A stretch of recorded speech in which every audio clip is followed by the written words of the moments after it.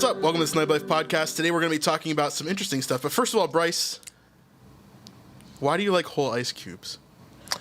What is wrong with you, bro? In the Ten Commandments, it talks about people who eat crushed ice are You hear this? forever sinners.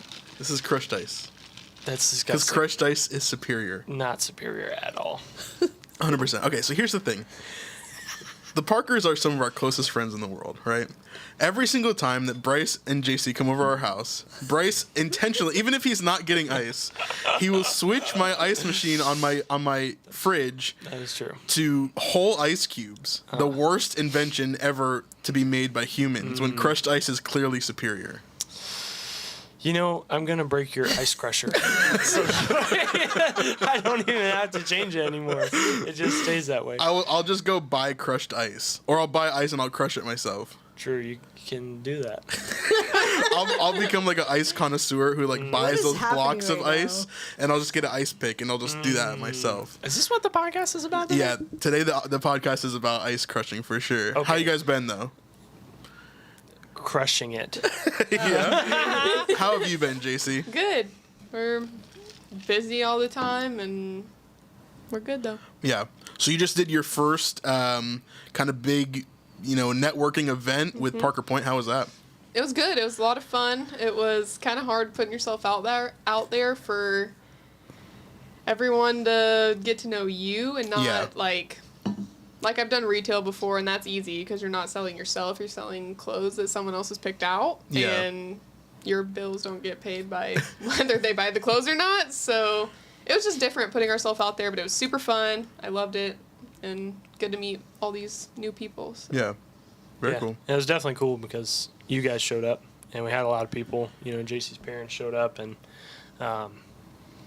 we couldn't have done it without you guys, so we definitely want to say thank you. Yeah, no worries. It definitely could not have happened without you guys. And thanks for doing social media stuff for us and filming and different things like that. It was a huge help. So Of course. Parker Point's amazing. Check him out. If you want JC to fly out to do your wedding, definitely just call her up. Yeah. She's all over TikTok and Instagram, and we're trying to get her on YouTube. So if you guys can convince them, that'd be great. We'll get there one day. But today, I just wanted to dive into some conversation with you guys and just kind of hang out. But, marriage has kind of been on my heart recently. Just kind of going through and, we know, right? Like, we've been married for a while. We've been married for 8 years. You guys have been married a little over 2, right? Yep. And so, we're at the point in our marriage, at least, where it's we see the really hard things that we have to deal with for the next 20 years. And it's these are the things that are going to constantly keep on coming up. These are the things that we're going to have to battle for the rest of our lives.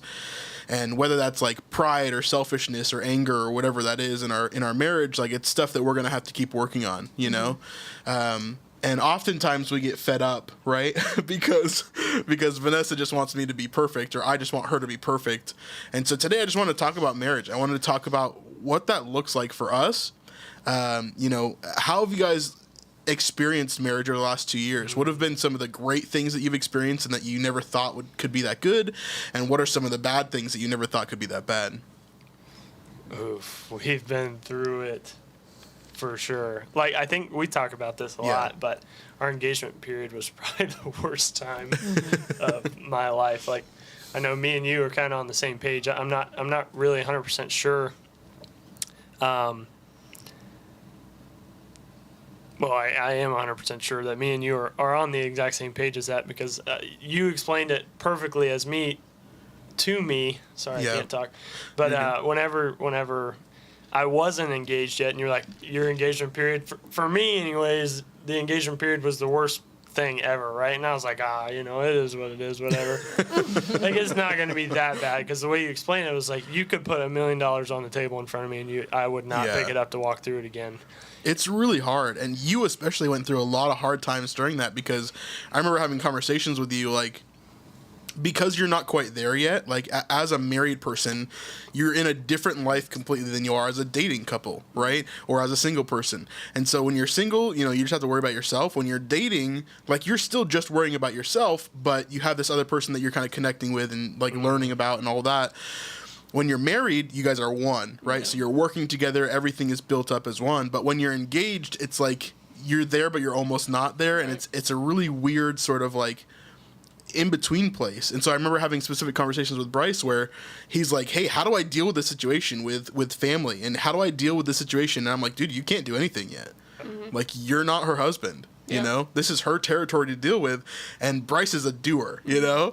And so he's looking at the situation, and he's like, well, how can I fix it? How can I do better? How can I get all this done? And I'm like, you can't. Yeah. Like, you just can't yet. You're not her husband. You can't deal with the situation. It's not yours to deal with until a few months from now, you know, when you are married and it's, you know, you guys are one. So it's hard. Yeah. I think it was hard for Bryce because my parents were in Indiana, so they were far away, and like he was the only thing that I had here, so it was like my parents are like, well, you still need us because we're your parents and you're not married yet, and they really didn't even know Bryce at this point because they're in Indiana and we were here. Like, I think I had met your parents like 3 different times before I asked your dad for your hand in marriage, actually. Like, I had been up there once, twice, and then the third time I was up there, I think, it was definitely less than 5 times I had met. So, like, a total of, like, less than 10 days. Known. How long did you guys date? We dated for 4 months. Okay. And then I proposed, and then 9 months later we were married. So, same as us, almost. Yeah. We dated for 4 months, and then 5 months later we were married. So, a little bit quicker, but... Yeah. You know, we're just better, but you know. Right. Just kidding. We're older. It's not advised. Not advised. But let's talk about it. That's definitely what do you guys see as the benefits or, you know, the downsides to that of getting married so fast? Because I know for me it was like we wanted to get married because especially nowadays, like with the culture, like you were talking about earlier, there's really no in between in the culture. Mm-hmm. Outside of Christianity, it's you're dating. Or you're married. Yeah. But if you're dating, you're still living together and acting like you're married. Like, I listen to Dave Ramsey all the time. There's people calling in that are like, you know, hey, my girlfriend, I'm trying to help my girlfriend pay off debt or something like that. And it's like, he's like, no, stop doing that. It's not your place. You're not married or anything like that. But what do you guys see as like some of the benefits to that and some of the things that are maybe a downside to it? Yeah. You want to start with the hard side? The hard side is having to get to know each other, right? Like... The fact that we didn't spend time getting to know each other's, like, that's why the first year is super rough, right? Yeah. Because... Our first year was fine. Everybody says, oh, the first year of marriage was so hard. It's definitely different for everybody. I'd say our second year was so much, not worse, but it was harder than our first year. No, I think the first 3 months were probably the most trying time of our marriage, mostly because there was so much change, right? Like, like even on our honeymoon, you guys got married during a really weird time. Yeah, like we were the last cruise ship to leave port prior to COVID. Literally, we come back into port. And everybody is freaking out. There's people cussing at all the security guards. We're all like, what is going on right now? And we were worried that you guys were going to get stuck out there because we had seen other cruise ships that had already started to like get stuck. There. Yeah. So, it was honestly kind of crazy. But we've been unplugged for 5 days. So like we left. We knew COVID was a thing. There were some people that didn't come to our wedding because of it. But were there really? Though. Yeah. Not really, it was like though. Right on the edge. Like... You guys got married on the 7th. Right. When we got married in Indiana, it was like not really like a thing yet. Like people didn't really know what it was. But actually my maid of honor actually was sick, like in the hospital, like that morning. Wow. Like throwing up all day long. So if you got COVID at our wedding, sorry. But it like wasn't a thing yet. And then we go on the cruise and then we get back. And that was when people were like calling Bryce's parents and saying, hey, we're not going to be at the reception in Florida because we're scared of COVID. Like, have you seen this? And people coming in like elbowing and knuckle bumping instead of hugging. And I was like, what is going on? I actually found out that like people at the church were like, are you sure we should do this? Like trying to get Joni to not have it. And she's like, no, we're going to have it. Yeah. You guys were like right on the cusp. Like, so we had, your wedding was on Saturday. And then you went on the cruise right after that. And I remember like we talked about, there was a news article of like the first case in Indiana while we were there, right? Probably my maid of honor. But we weren't like, none of us knew what this would look like. And then I remember getting back and on Tuesdays when we have staff meetings and of course like, so we have 3 lead pastors at our church, and Dave, who is like the most conscientious, like sort of like he's looking at everything. He's like, oh, this is a big deal, and all of us were like, ha. Like, what are you talking about? You know? And he's like, no, this is seriously a big deal. I don't think we should even possibly even have church, you know, blah, blah, blah. And we were like, what are you talking about? Like, we didn't really know, like, what to think, right? Yeah. And then so we go through the week, you guys go on your cruise, you come back, and then you do another reception on Saturday, next Saturday. For the Florida people. Which is like the 11th or something, March 11th or something like that, right? No, it must have been 14th. The 14th. Yeah. 14th. So it was like the day before all churches shut down. Yep. And so that day during your reception is when we decided, hey, we're not going to have service in the morning for Sunday. We're actually going to go full stream. So me and Vanessa spent like 4 hours after your reception getting everything ready for streaming on that Sunday because we didn't have anything ready to like actually do it, right? Yeah. And so, like, we had to go in full, like, stream mode, get everything set up as best we could. Like, I was bringing all my camera equipment. I was doing all the stuff that I could. That was a crazy time, for sure. Yeah. Yeah, because we hadn't even... We get back, everything's crazy, right? We hadn't bought any groceries for our house. Oh, yeah, true. And we go to the grocery store. No toilet paper. There's no toilet paper, no paper towels, no food. Yeah. Everything is gone off the shelves. And we have an empty refrigerator, you know? Thankfully, obviously, we weren't going to go hungry because we had people like you guys and my mom and dad and everybody around that obviously wouldn't be like, no, you're not getting any of our food or whatever. But, you know, we ended up making it work. But, you know, that following Monday, JC gets let go from her job. Again, we hadn't paid one bill yet. Yeah. You know? We've been married a week.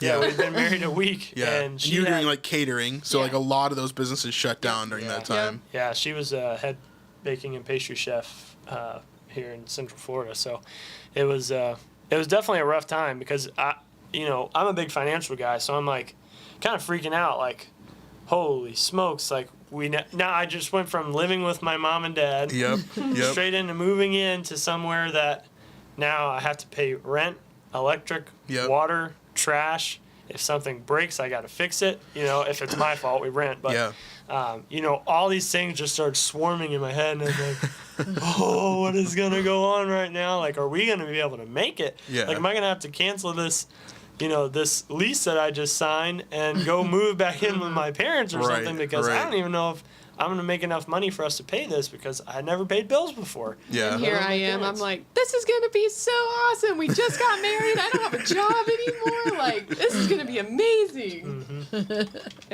So how did that impact? I mean, do you feel like that made your marriage stronger in the beginning? Like you were just in survival mode? Like, absolutely.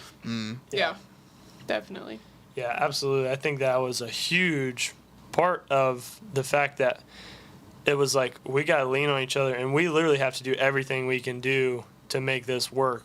Like I tell people, like people tell me, oh, our first year of marriage was hard. Like our first year of marriage was hard. Yeah. Like everything that could have been thrown at us got thrown at us. Within the first week. But I feel like in some ways that kept you from diving deep into the like relational aspect of things though, because you were so focused on like the survivability of your life, like you're just like, trying to get everything in order. So then that second year is when you guys were like, okay, we're comfortable. Right. Now let's figure each other out. Yeah.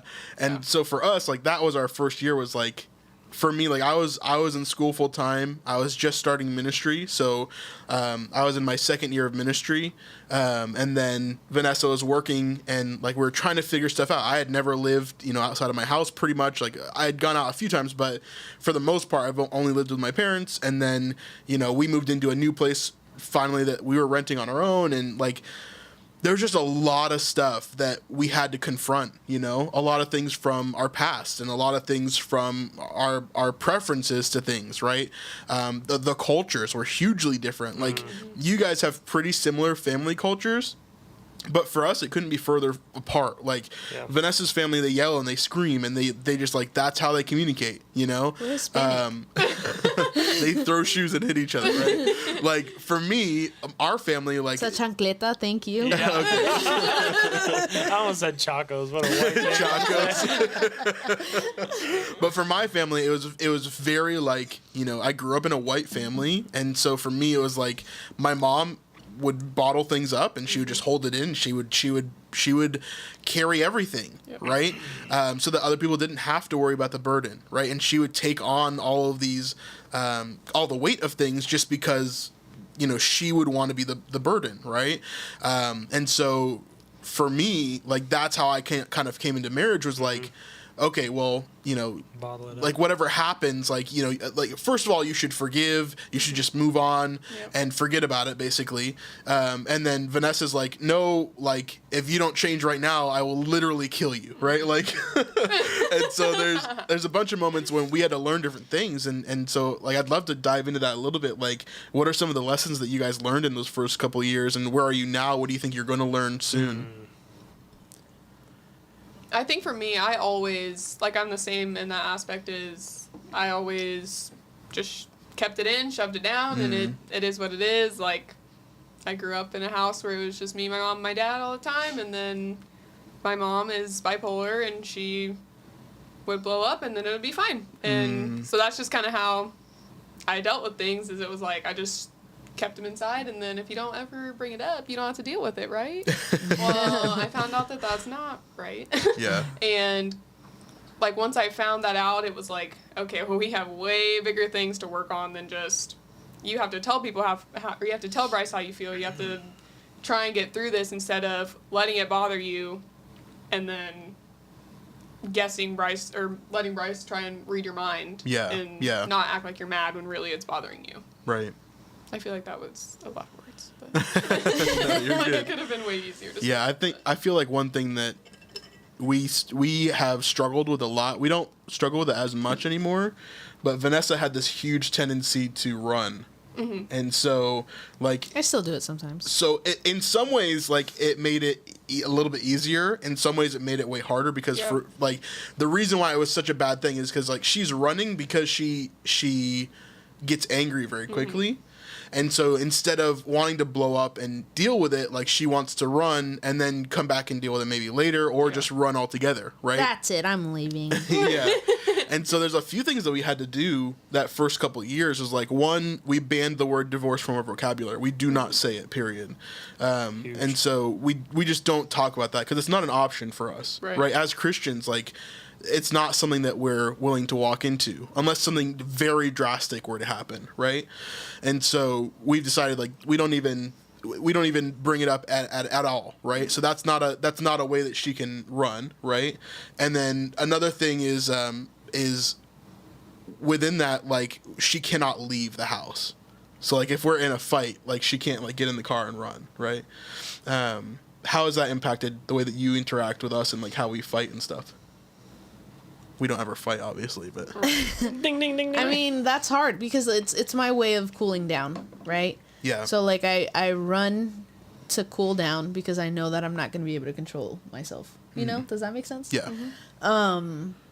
So we've had to come to, like, a middle ground, right? Like, okay, you don't want me leaving the house, but I need to cool down some way. So we've like, I can leave the room, leave the vicinity. Yeah, you know what I mean? You can like, go find your own space. Yeah. So, but the reason why it was such a big issue is, like, okay, maybe that's a healthy thing for some people. Maybe you do need to just leave and then come back and talk it out or whatever. But for me, like, one of my biggest issues in my life has been abandonment. And so whether it be, like, friends or family or whatever, like, people have always left my life, and it started with my dad, you know. And if you've listened to the last podcast, you heard a lot about my dad and that whole story. But, you know, he picked drugs and friends and partying over me, right? My friends would always pick, you know, like, partying or other friends or whatever else over me. And Bryce has been my best friend in the world because he's always there for me, right? And that's, like, always a concern of mine. It's like the abandonment issue is always a concern with every relationship that I have in my life. And so when my wife decides that she's going to get in the car and literally leave, right?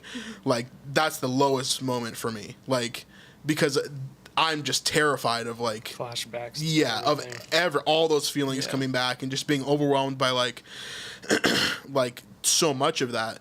And it starts to hurt, not only because of that, but because then I begin to shut down, right? When we do have fights, because it's like, okay, well, I can't feel those emotions, right? Like, I'm not going to go to that place.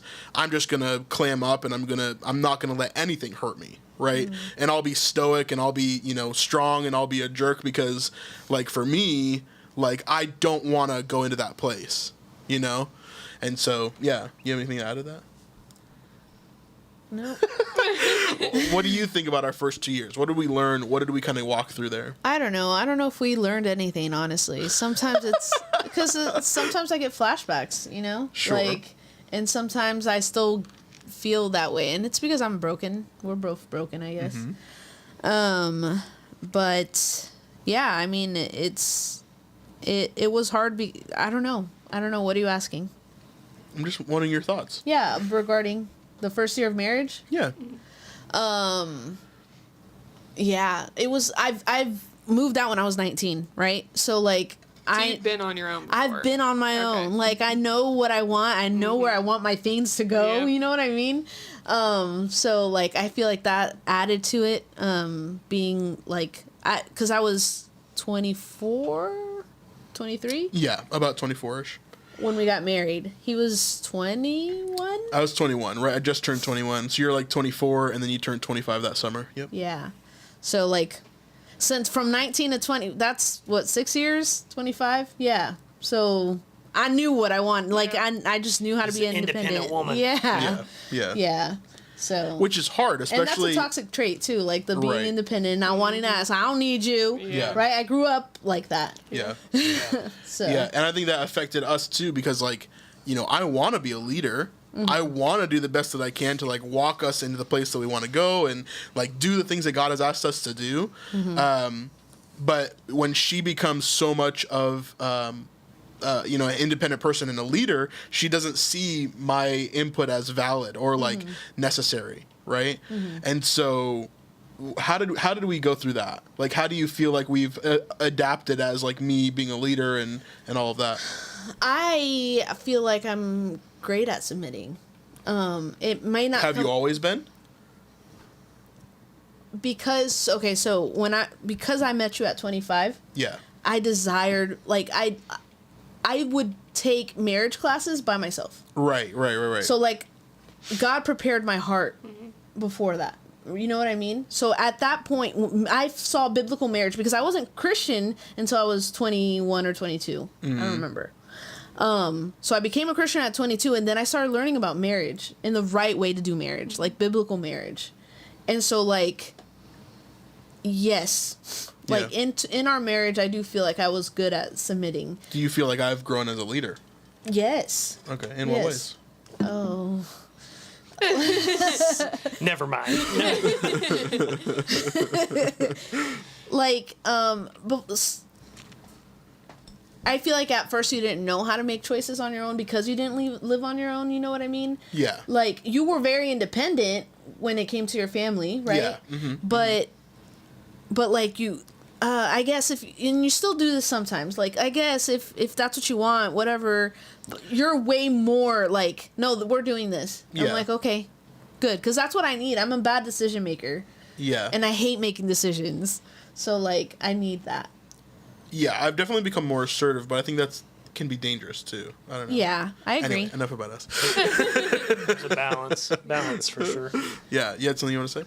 Yeah, I just wanted to touch base. I wanted to go back to something Vanessa said, like you living on your own for a long time, and yeah, not necessarily because that was so long ago, that 6-year period where you were on your own, but I'm sure that there was this mentality of I don't need a man. Yes. Kind Absolutely. of a thing, and the world is pushing that so hard right now. You see that in the feminist movement, like you don't need a man to do this. I don't need a man. I you know, and not only does that hurt the marriage side of things, but then that goes, the only thing I need men for is sex then, which then pushes that agenda even further of sex before marriage, and you know, it totally dissolves the romantic and intimate side of sex and things like that. I just want to kind of just touch base because you kind of lived in that 6-year period and then went into, now you were the leader of your own household because you were your own leader living on your own. Right. How did that then turn into, like, how was that transition from setting that hat down, putting on the hat of I have to let Brandon lead, and like what were some of the sacrifices that you had to make and really struggled with when it came to that, to letting Brandon be the man that God called him to be? Yeah, when we got married, we moved into the house that was my parents' house, and like it was my house. You know what I mean? So the first big step that we took was moving out of that house. Because you had so much attached to it. Yes. I've owned over this place for so long. It took us maybe like three or 4 months after we got married. Yeah. But also her dad's shop was in the backyard, so like he was there every single day. He would just like walk into the house when he wanted, and it's like like I love him, but it's like, dude, this is mine now, right? You know, and so like we made it pretty quick decision. We were like, yeah, we have to find our own space. So yeah, I forgot the rest of what we were saying. So we found our own space. And What else? What else did you have to lay to down? relinquish control? Like I said, because of all the marriage classes that I went through before Brandon, like I feel like I learned what biblical marriage is. So like I felt like the submission and laying down, like, okay, he's gonna be my leader now. Like I wanted that. Like I desired it, you know? So I feel like that happened even before we got married. Where I'm like, okay, whoever I'm gonna marry, he's gonna be my leader. And then so like moving helped, and then it was like a chipping of the stone, like chisel. Yeah. Where I was becoming more and more submissive. Yeah. I still have to work on it sometimes.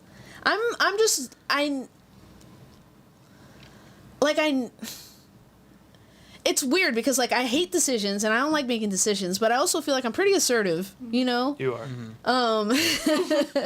So like I kind of know what I want, but at the same time, like, I don't know. Like, you know what you want, but you just want someone to say, this is what we should do. Because like, I'll know between two things. Right. So if someone makes the final decision I feel for like me. I'm like that too. basically Vanessa's perfect. Right. That's what we're learning.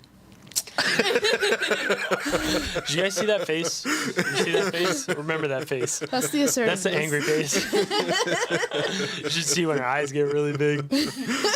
I think I'm different though in that because like I was always the girl that I was never getting married. I was never having kids. Like I just never was. I didn't want to. I didn't want to be a mom. I didn't want to be a wife. Like Till she met that me. was not for me. I did not want to do that. I always wanted a wedding, but I just was never getting married, so I was just gonna have to do other people's weddings. So, and then when I met Bryce, I was like, literally the first time I hung out with him, I was like, don't try and like me because I'm going back to Indiana in 9 months, and unless you're coming with, just don't she talk to me. literally said that. She said, number 1, we can't kiss.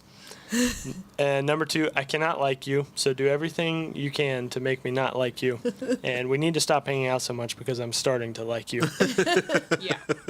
That really happened? Yes, literally. That was like the first time that we hung out. I was like, I'm not liking you because I'm leaving in 9 months. So unless you're coming with me, just stay away. But I was never doing any of those things, and then now I'm here and I'm like, it was hard to submit and be like, well, okay, I know you're my husband, but like, like I still don't have to do everything you say. And like, that's a whole different conversation. Is submitting is not doing everything that your husband says. Like it's not, you don't have a voice. So what is submission then? Just like knowing that he's the head of the house. Like if he says like, this is a boundary that we have to make and this is why, like I feel like I need a description of why we have to do something, I guess. Like if he says, oh, we can't, I don't know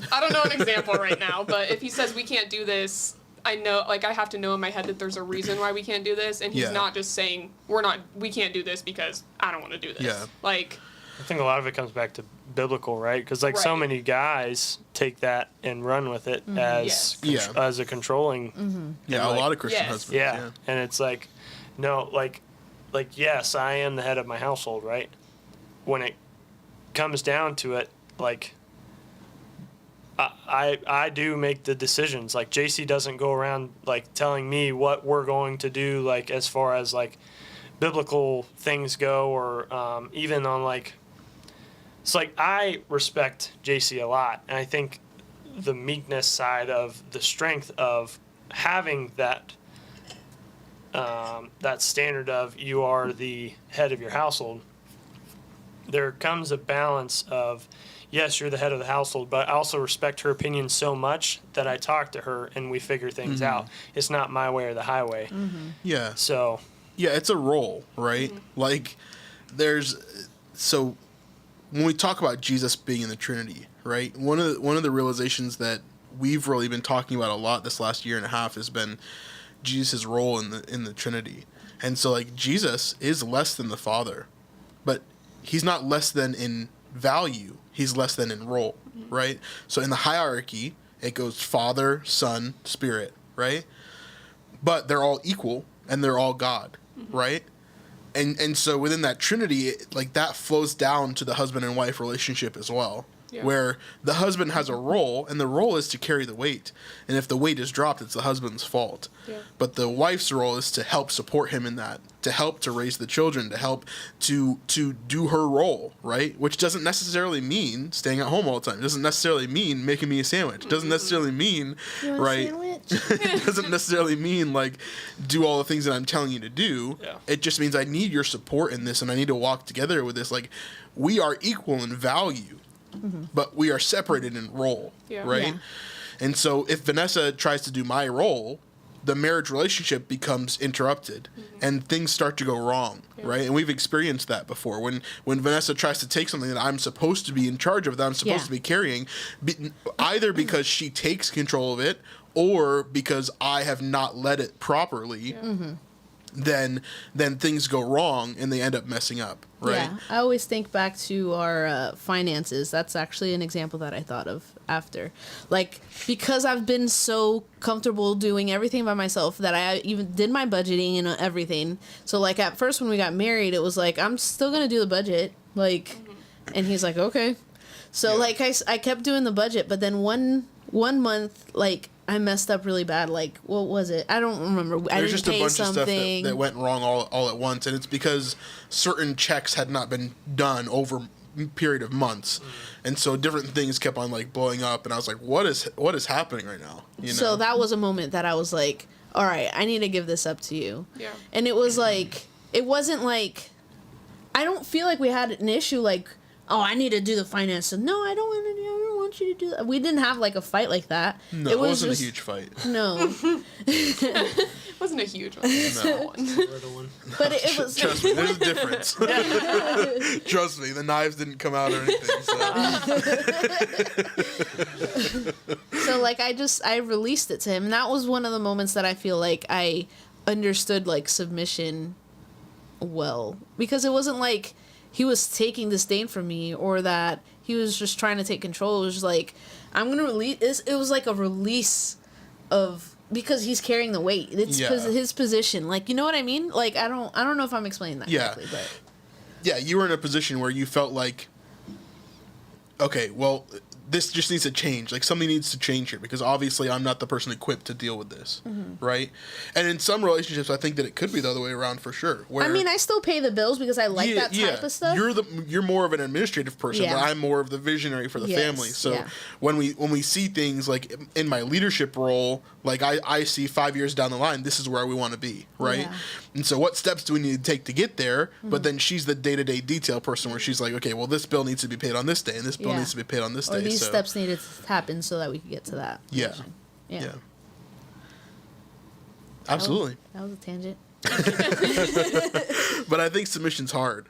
I think the world sees it as domination. Yeah. And so as we look at that, weakness. Like, weakness instead of strength, or less than. Yeah. Like JC is less than you, and you're in a little cute Christian marriage where she just is like crying every day because she's like, oh, my husband wants to do this and I want to do this and I can't live my life because my husband doesn't allow me to. Like, that's not the way that like a true Christian relationship, like it's way stronger than anything else because you guys are living in your roles. And you know, someone who I've listened to a bunch, Jordan Peterson, he's not even a Christian, but he's a psychologist and he's researched a lot of different things in the world. And if you look at like some of the Scandinavian cultures who have, you know, they've either gone too far into like the everybody is exactly the same, or they've just kind of like let things be the way that they're supposed to be. You can see the end result is that women are always happiest doing the role that a woman is supposed to do, and men are always happiest doing the role that a man was supposed to do, right? That's why women naturally gravitate towards things like healing and helping and nursing and things like that, right? Because naturally that's what they want to do. JC, you love doing the things that you do because you get to help people and serve people and be that provider for them, right? In that way. And Bryce loves to hunt because he gets to feel the testosterone as the blood is running through his hands, you know? Insert clip of But all of it is purposeful, and God has a reason for all of it, right? And I heard this quote from Mike Winger earlier this week, and he said, I'm totally fine with gay people getting married. I'm fine with a gay person getting married as long as it's with one man and one woman. And it's really interesting because our view of marriage, I think, in America has completely shifted, right? Because marriage is based in God. It's based in faith. It's based in this reality that God has created. Wait, I don't get that quote. I'm trying to process I'll go back to it.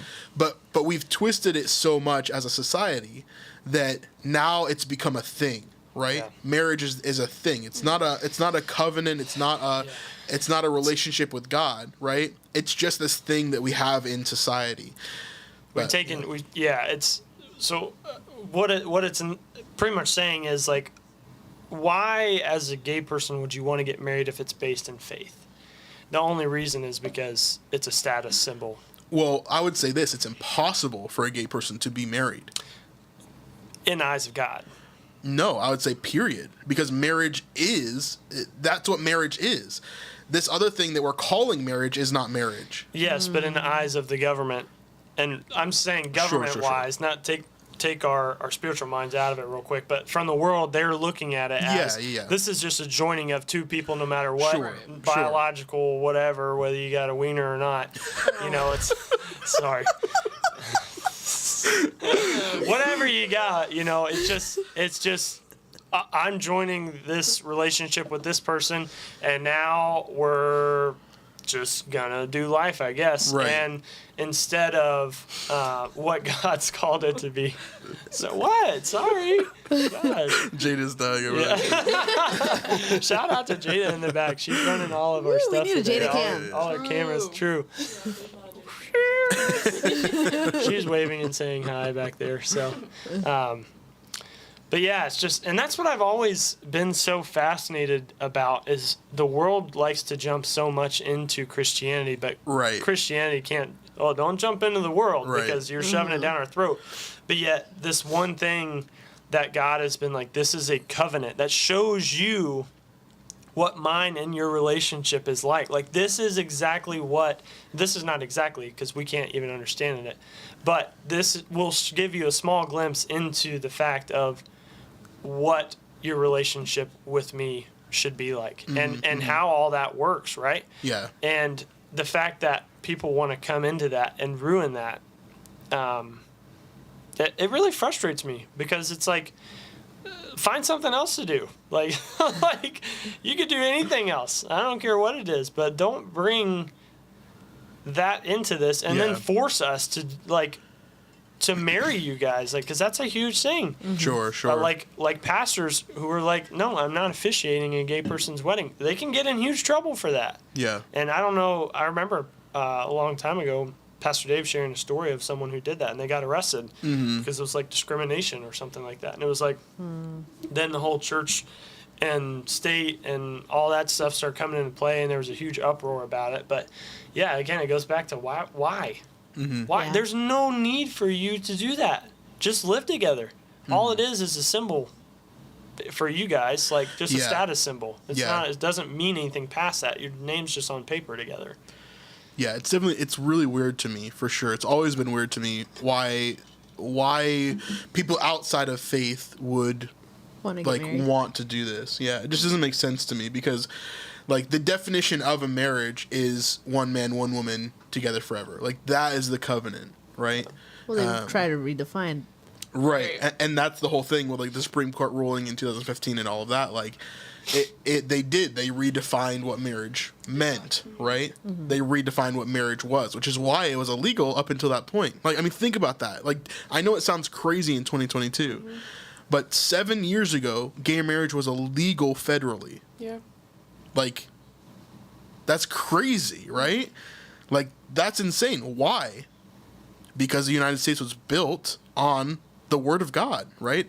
It was built on Scripture and on Christianity. And so, like, it's so crazy how things move so quickly in the world. And I don't want to stick on this too long, but I think it's important for marriage because marriage is so, so sacred, mm-hmm. you know?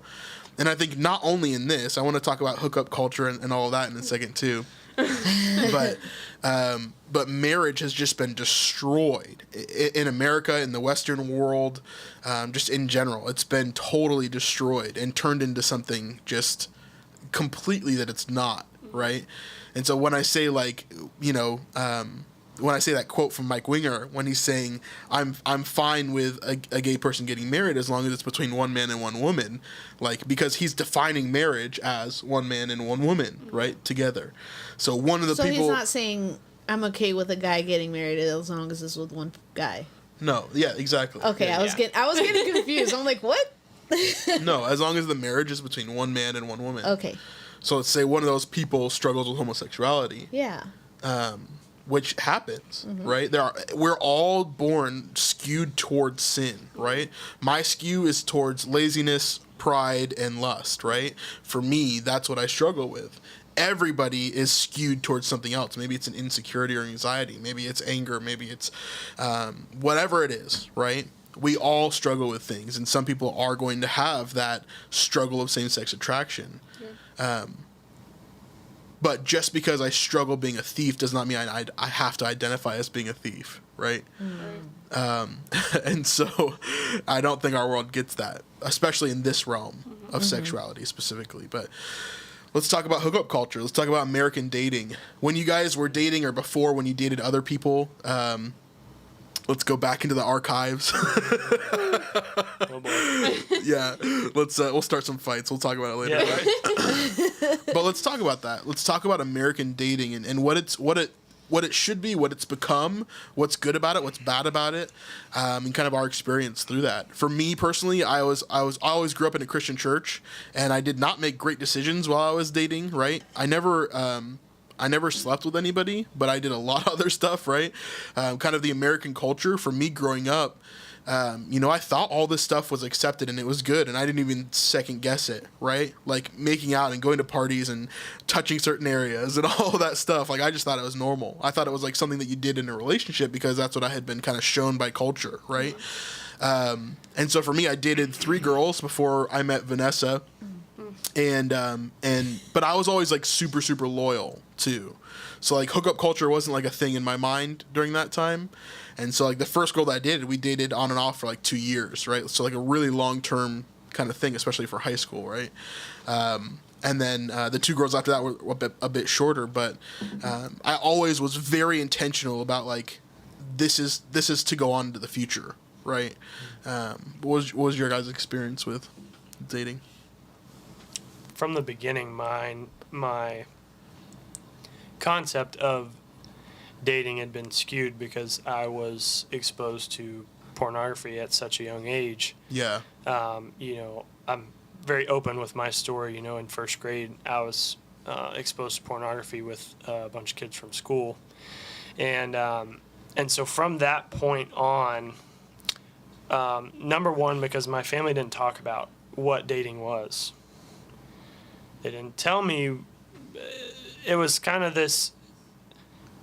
My dad never, I never really got the birds and the bees talk. I found all that out on my own, because in my family it was like, you shut up, you don't talk about that. Do you think it's because they were afraid of you finding it, like going into that world? Yeah, I'm sure, because I was a curious kid, no matter what. And all kids are.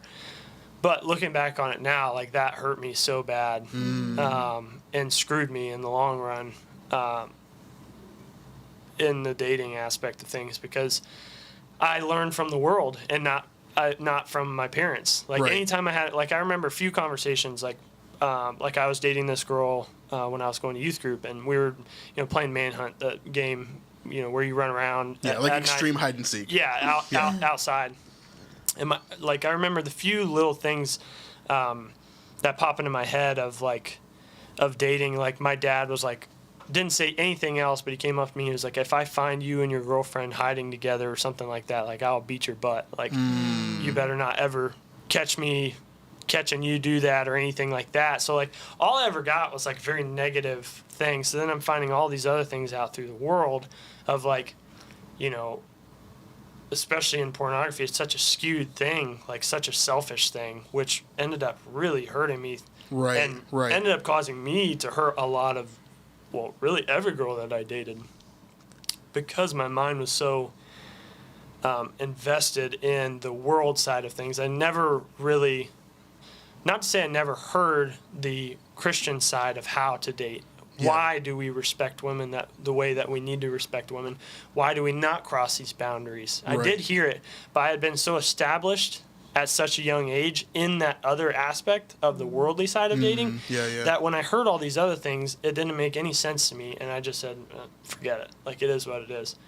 And that really, I hurt a lot of girls, and I think back on it now, and a lot of times I want to go back to those girls and apologize because I know how much hurt I caused them. I know how selfish and just nasty I was.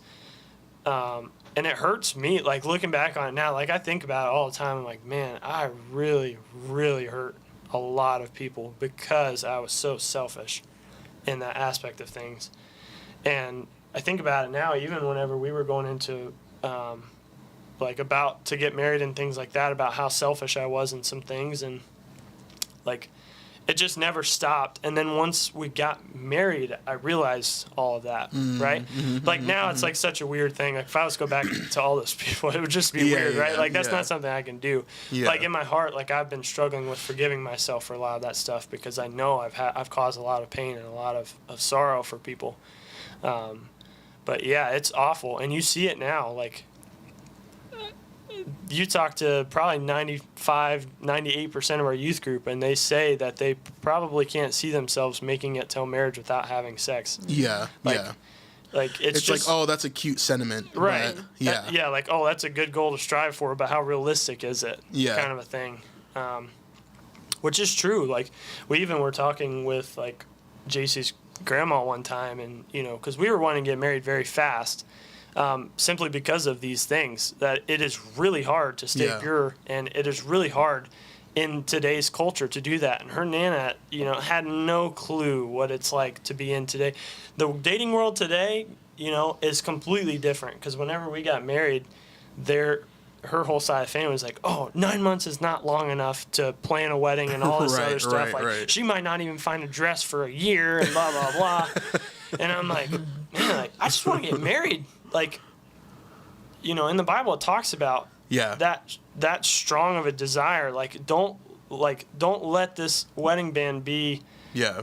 Like, don't let that come in between. If it's burning you up, you need to get married. Yeah. Just go ahead and get married. Yeah. And honestly, I was kind of frustrated with her family because, like, we just wanted to get married so that way we could step into that and stop, being dumb and stop, thinking these bad thoughts and, all these other things. And it was like her family almost shamed us for wanting to do that. Like, I remember her Nana saying, like, how dare you not be able to wait 9 months to go get married to my granddaughter?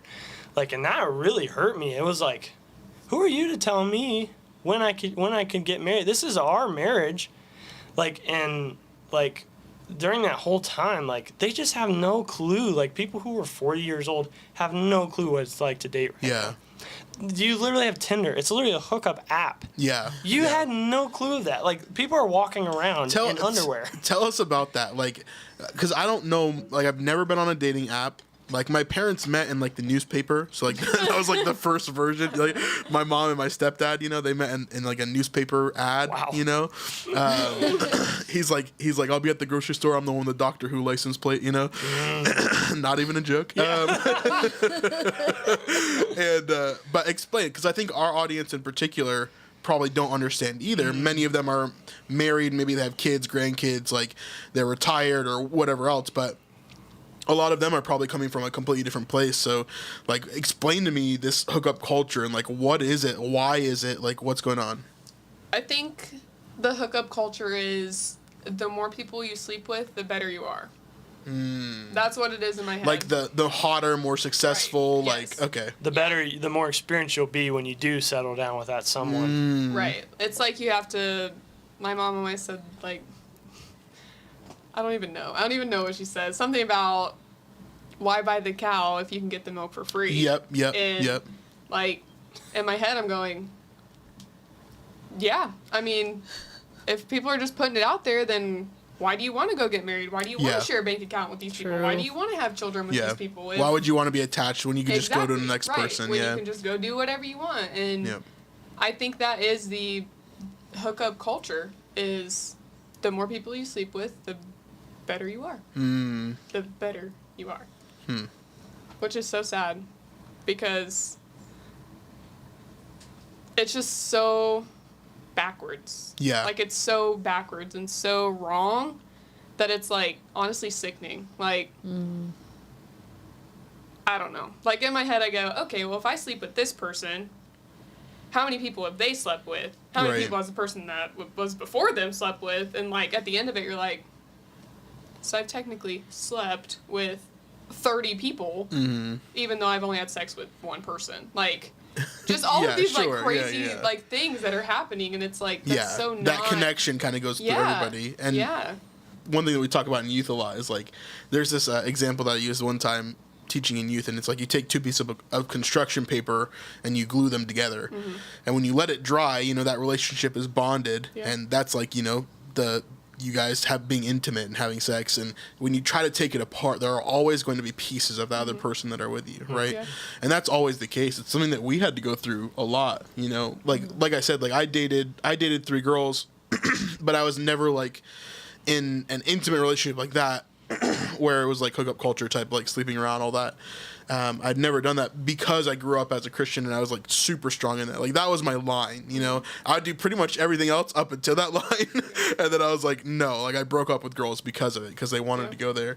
And so whenever I married Vanessa, this is something that I had to really go through, because I had because of my relationship with sex in church, it really destroyed how I thought in general, right?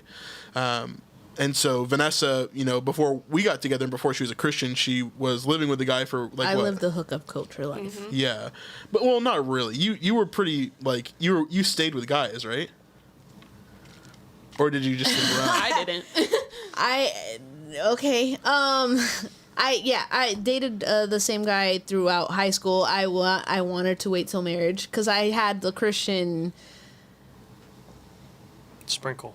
Yeah, the Christian sprinkle. Exactly. So I like that, Make you look good on top. But then I dated this one guy who's like, oh, we're going to get married. So, like, I was like, okay, well, if we're going to get married. Might as well. Right. Yeah. And then after that, I was just like, well, I already messed up. So Yeah. I was committed to people. Like, I lived with the guy for a while and stuff, but there was a few times that I also messed up and did hookup culture type of stuff. Yeah. So for me, though, it was like I had to conquer a lot of different things when we got married, because my relationship and my understanding of, like, sex and marriage and all of that was so destroyed. 1, from pornography. 2, from church, and church telling me what sex was supposed to be, what it wasn't supposed to be, or whatever. And then 3, from past relationships that Vanessa had. And so for me, it was like, I remember on our wedding night, like, you know, obviously I'm excited, and, like, this is, like, I've been waiting my whole life for this, right? Like, this is what, like, built up in my mind, especially as a virgin. Like, this is the thing that, like, you're just waiting for forever. The culture tells you that this is the pinnacle of existence, right? And I remember feeling so guilty. Yeah. Like, it was like I had just watched porn. It was like I had, you know, like, gone and slept with somebody that, like, I wasn't married to. It was like, it was the craziest thing for me. And for the first probably year and a half, I really struggled with that, because it felt like I was succumbing to sin and not doing what God has asked me to do, you know? Yeah.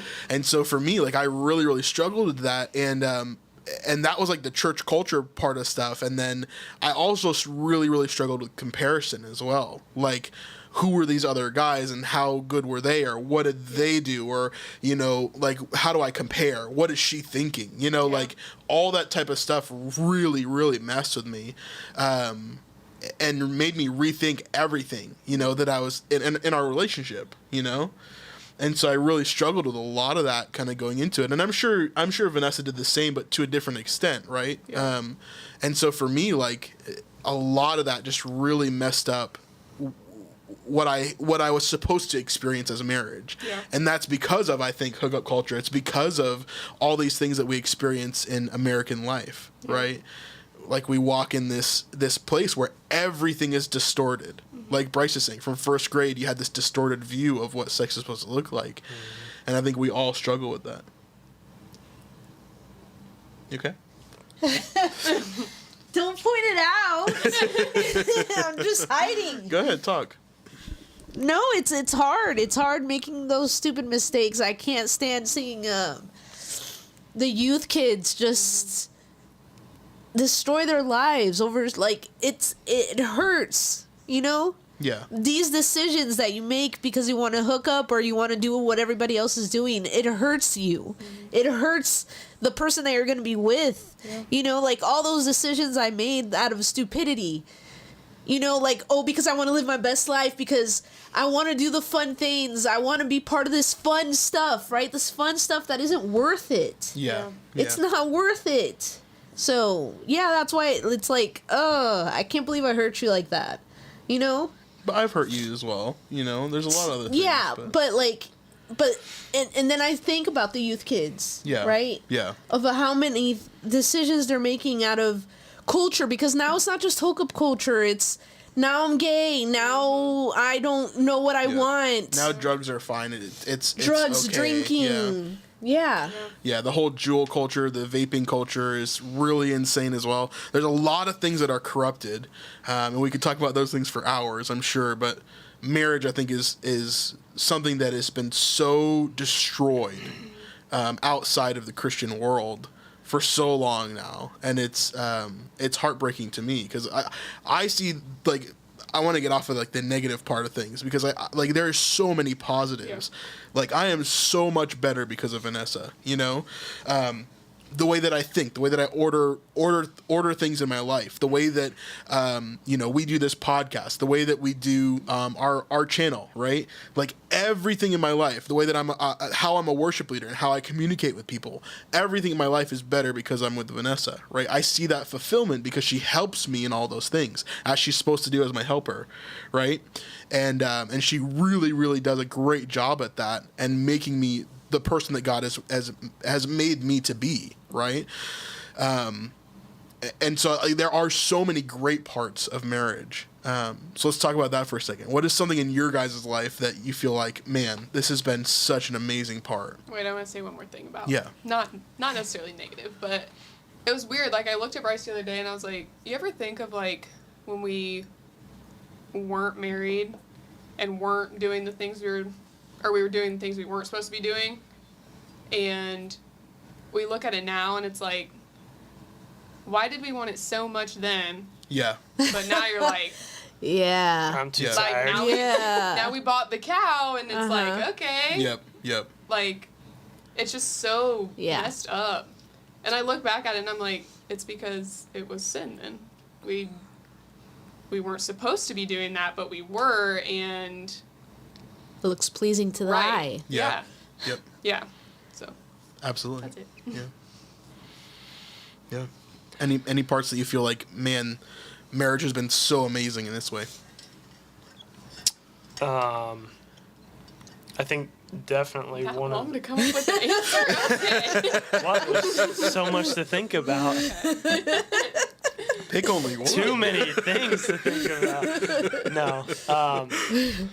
I think for me, I've always been the person to, like, everybody knew I was going to get married young, right? Because I was always that person that had the desire to be with somebody and to share my life with somebody. from a very, straight out of high school, I was looking to get married. I was there, and not necessarily straight out of high school did I have all the right reasons to think like, oh, I want to get married because I want this girl to be in my life the rest of my life. Like, no, I'm sure there were some more promiscuous things there, but definitely the aspect of having a partner who is not going to leave you. Yeah.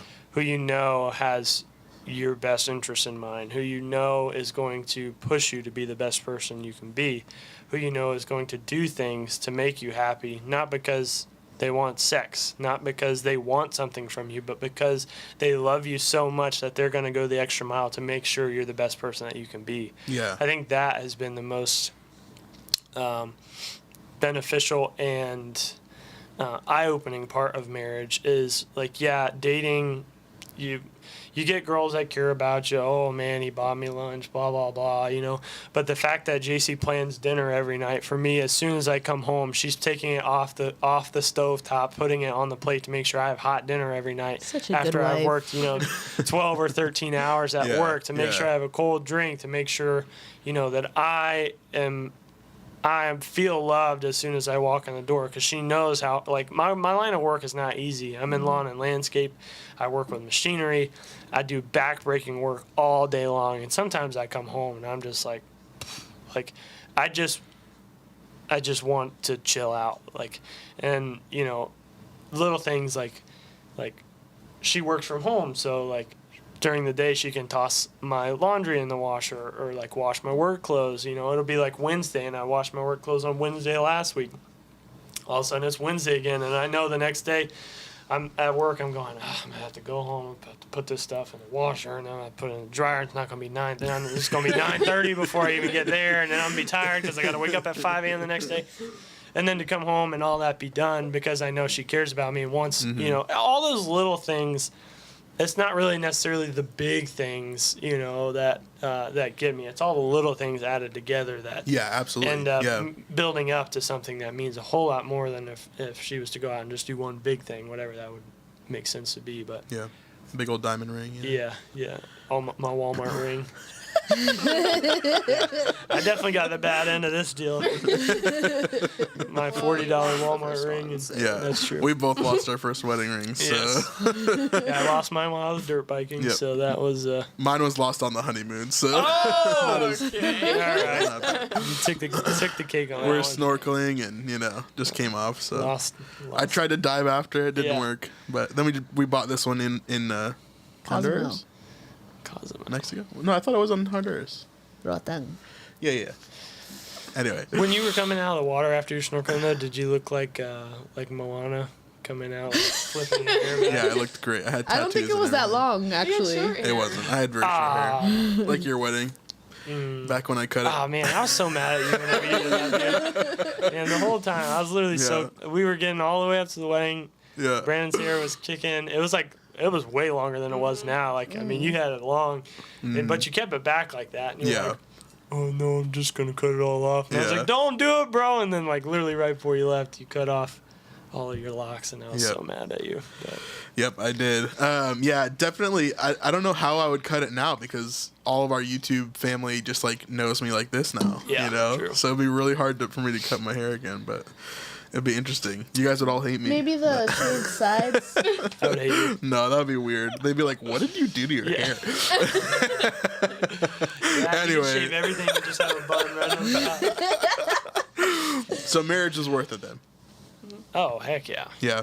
It's the hardest thing you'll ever do, but it's the best thing you'll ever do. Yeah. For sure. Yeah. If you keep it under the standards of Christianity and the biblical view of marriage. Yeah. Well, keeping God as the focus, right? Yeah. Because even in Christianity, you can pretend to have this Christian marriage, right? Yeah. But if it's not surrounded in what God wants you to do, you guys are just going to go in complete opposite directions. And that happens to us all the time, too. Because we fail, right? Vanessa will be selfish and she wants what she wants. She wants a clean house more than she wants to respect me, right? And I'm selfish, too, where, I just want to be lazy and I don't want to do what God has asked us to do, right? So there are times when we're both fighting each other, when we're fighting the flesh and we're not in the right place. But when we are, and when we're working together, man, there's nothing like it. Like, it's so good, and we can see God working through us. We can see how he grows our YouTube channel. We can see how he affects the people that we talk to, and so I hope that we can continue to grow in that we can be better husbands and wives. How do I make you better? How do you make me better? Yeah, I want to know. I said it earlier, more organization, more like just being focused on things and not like I said, I struggle with laziness. And so for me, if I had to choose one thing to do all day, it'd be absolutely nothing, right? Like my goal is to end up doing nothing, right? To have the money so that I don't have to do anything, to have the time so I don't have to do anything, right? To have all those other things done so I don't have to do anything. So for you, like, you push me to do more when I do have the time. You push me to, just be a better person in general. So my turn. You make me kinder. Yeah, because I'm rough. Yeah? Yeah. You make me think, and you make me think bigger, visionary. And he's a words of affirmation person, so, getting my words of affirmation. Get those points in. What about you, JC? How does Bryce make you better? I think just, like, a lot of it for me is his work ethic. Yeah. Like working from home is like, I cannot stand being at home. Like, I hated being at home when we first got married because I was there and I was alone, and he would go to work and I didn't have a job. I was praying so hard you guys would grow out of that. I want to take this microphone, just bash it in my head right now. And I just didn't want to be there. And looking back at it now, I'm like, wait, how do I spend however many hours a day at my house now working there? Yep. When a year ago I couldn't even stand to be there. Yeah.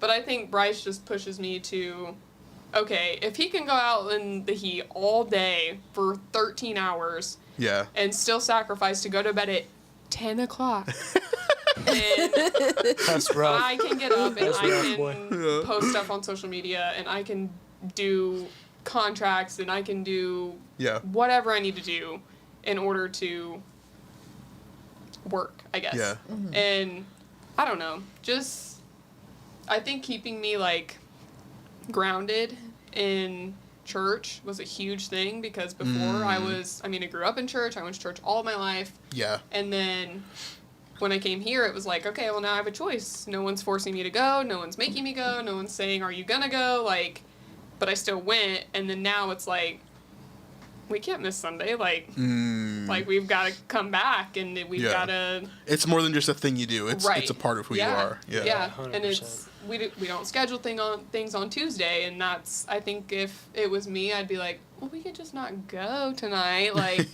or we could go tired. Do this. And, and that all comes in balance. There's times where you got to take time for yourself, but I definitely think it's important. The fact that, like you just said, making sure that God is the center focus, that you in your marriage have time to put God into it, right? Like, I have a very busy schedule, but I make sure that during the day I am listening to people with biblical advice. Right. I put the Bible. YouTube.com/the Snipe Life. Yeah, it's true. Yeah. Deep dives into the chosen. But different things like that are like, that are going to make me better. Yeah. Right. And not only that, but listening to, I don't even necessarily think for me, I do try to get into the Bible every day, right? But I do also think that listening to other things that teach you different things about the Bible, right? Biblical principles and marriage, I listen to podcasts on how I can be a better husband to JC. I listen to podcasts on how to be a better friend, how to be a better boss, because I manage so many people. What can I do to be a better person all the time on biblical standards, and make sure they're all lining up with that.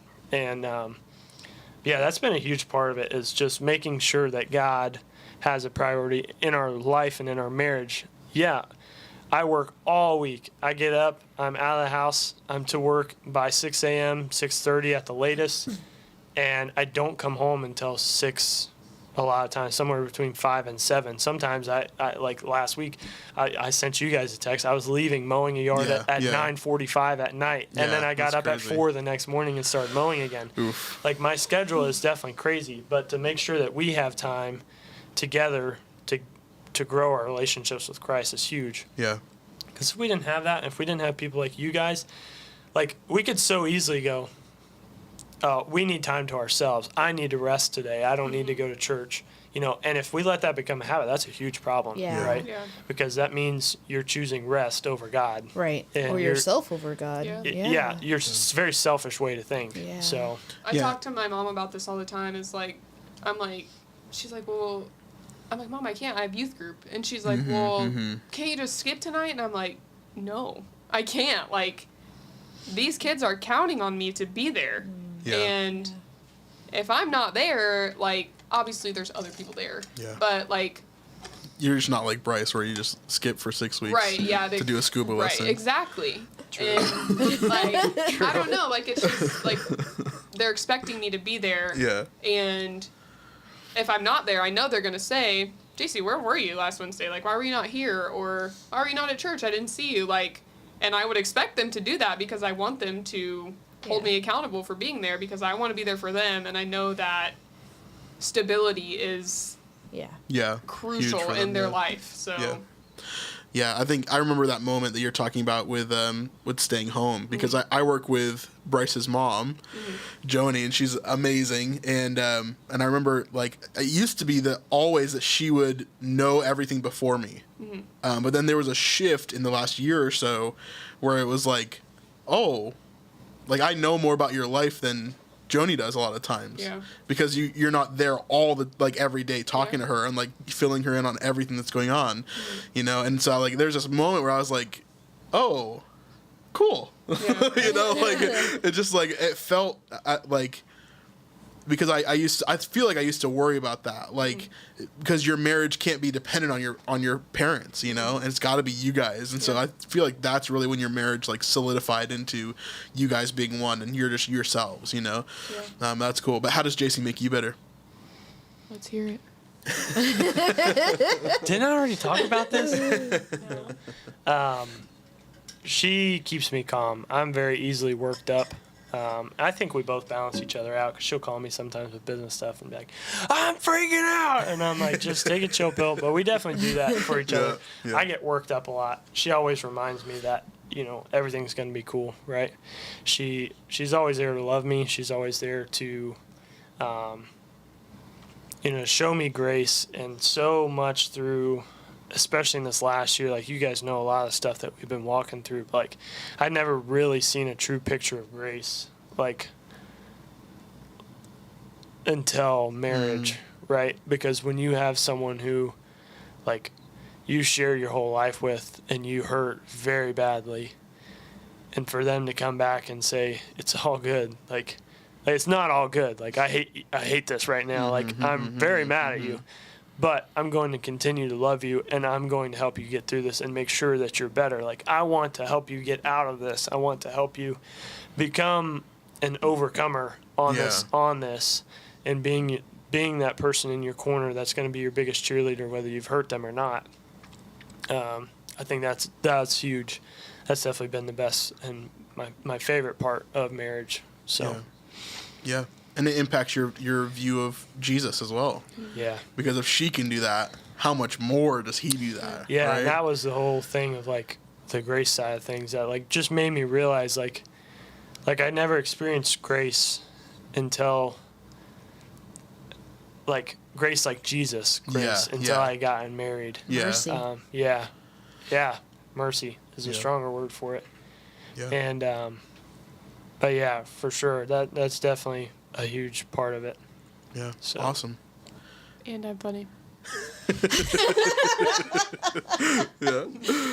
Right. Anyways. Yeah. Marriage is hard. It's great. It's one of the hardest things you'll do, like Bryce said, but it's amazing, and it's so fulfilling.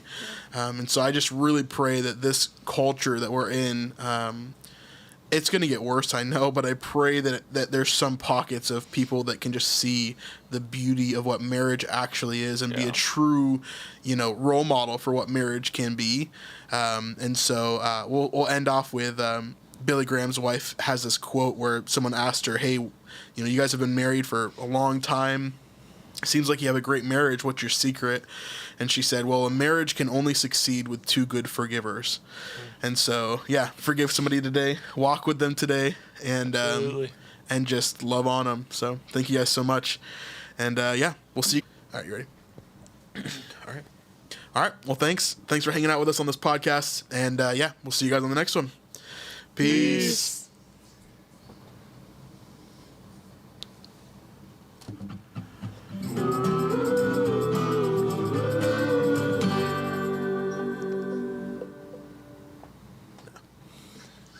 I hope they can hear you. That'd be so cool.